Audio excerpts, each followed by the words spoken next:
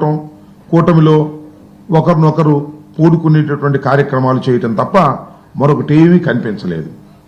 ఇక ఇది ఇలా ఉంటే ఒకసారి కాస్త ఆ కౌన్సిల్ వైపు చూస్తే నాకు తెలిసి కౌన్సిల్ని పెద్దగా ఎవరు కూడా పట్టించుకోరు. శాసనసభ జరుగుతున్నప్పుడు శాసనసభనే లైవ్లో చూస్తారు, కౌన్సిల్ పెద్ద పట్టించుకోరు. ఇవాళ శాసనసభను చూడటం మానేశారు, కౌన్సిల్ చూస్తున్నారు. కౌన్సిల్లో జరుగుతున్న చర్చని అందరూ గమనించేటటువంటి ప్రయత్నం చేశారు.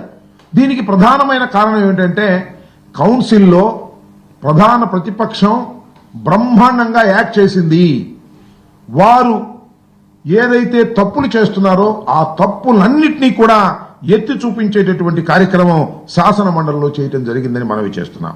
ఒకటి కాదు, రెండు కాదు, అనేక ప్రశ్నలకు శాసనసభలోనూ శాసన మండలిలోనూ అడిగినటువంటి ప్రశ్నలకు వారు సమాధానాలు చెప్పడం ద్వారా కొన్ని విషయాలు చాలా బహిర్గతమయ్యాయి.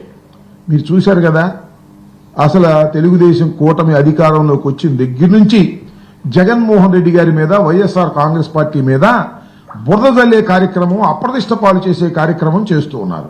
చాలా చిత్రం ఏంటంటే అప్పుల విషయంలో మాత్రం చాలా బ్రహ్మాండంగా ఈ శాసనసభ సమావేశాల్లో దొరికిపోయారు.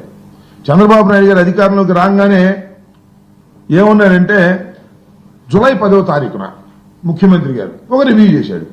రివ్యూ చేసినప్పుడు 14 లక్షల కోట్ల అప్పులు ఉన్నాయి ఈ రాష్ట్రంలో అని లీకులు ఇచ్చాడు. వారికి ఉన్నటువంటి ఎల్లో మీడియా, ఆంధ్రజ్యోతి, ఈనాడు 14 లక్షల కోట్ల రూపాయలు అప్పులు చేశాడు జగన్మోహన్ రెడ్డి గారు. ఈ రాష్ట్రాన్ని సర్వనాశనం చేశాడు, అప్పులు చేసేశాడు, ఇక మేమేం చేయడానికి వీల్లేనటువంటి పరిస్థితి చేశాడని ముందు ఆ రకమైన ప్రచారం చేశారు. మళ్ళా ఇదే వాస్తవాల్లోకి వచ్చినప్పుడు చంద్రబాబు నాయుడు గారే మళ్ళా ఏం చెప్తాడంటే ఒకానొక సందర్భంలో జూలై 22న గవర్నర్ ప్రసంగం జరిగింది ఈ శాసనసభ సమావేశాలకు ముందు. దానిలో గవర్నర్ చేత 10 లక్షల కోట్లని చెప్పించారు. అంటే 14 లక్షల కోట్లని ముందు ప్రచారం చేశారు ఈనాడు, ఆంధ్రజ్యోతిలో. మళ్ళా శాసనసభలో ఉభయ సభల్లోనూ గవర్నర్ ప్రసంగించేటప్పుడు మాత్రం దాన్ని 10 లక్షలకు కుదించేటటువంటి కార్యక్రమం చేశారు.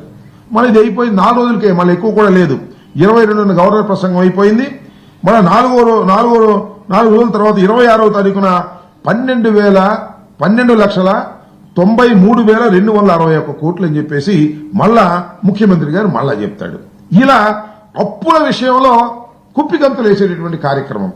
మళ్ళా చివరికి మా సభ్యులు అడిగిన ప్రశ్నలకు సమాధానం చెప్పేటటువంటి కార్యక్రమంలో ప్రభుత్వం చేసిన అప్పు 4,91,734 కోట్లని, ప్రభుత్వ గ్యారంటీ అప్పులు 1,54,797 అని, మొత్తం కలిపి 6,46,000 కోట్ల రూపాయలు అప్పని మళ్ళా రిటర్న్ గా ఇస్తారు. ఏమిటి నాకు అర్థం కాల.